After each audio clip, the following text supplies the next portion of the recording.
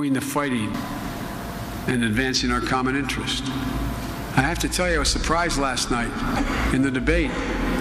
One of my colleagues said she remove all troops from the Middle East. You know, we can be strong and smart at the same time. And when we do draw down, there's a right way and a wrong way. And what Trump has done in Syria is disastrously wrong. So this Trump-created crisis devolves further into chaos.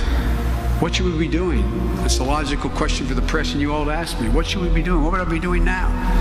First, we should begin to work again closely with our NATO allies in the United Nations to bring more responsible parties to the table.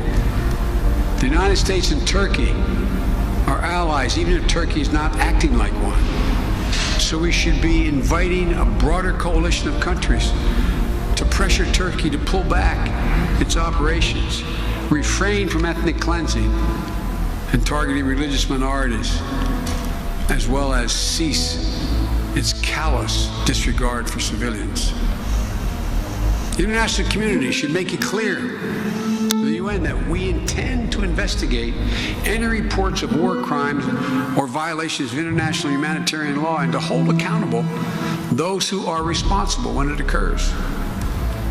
The second thing we should do, we should actively work to mediate a resolution between Turkey and the Kurds to end the violence. There is a way. There was a negotiation initially going on. The United States should be willing to set up and facilitate those talks and engage all sides. Leading the free world requires us to show up, to have some skin in the game. We shouldn't be delegating this to Putin.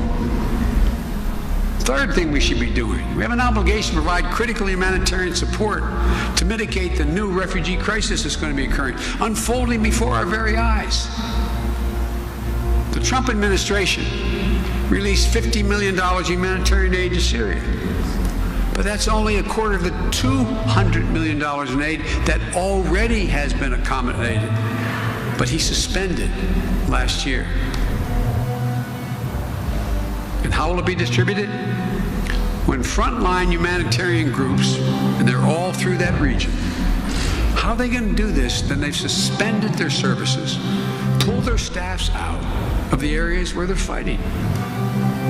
We should be willing to carry out airlifts of food, water, critical aid, first supplies as they're needed.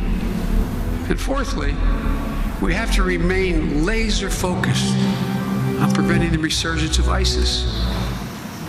As the Kurds withdrew to defend their villages from Turkish attack, it's easy to imagine ISIS regrowing and filling the void.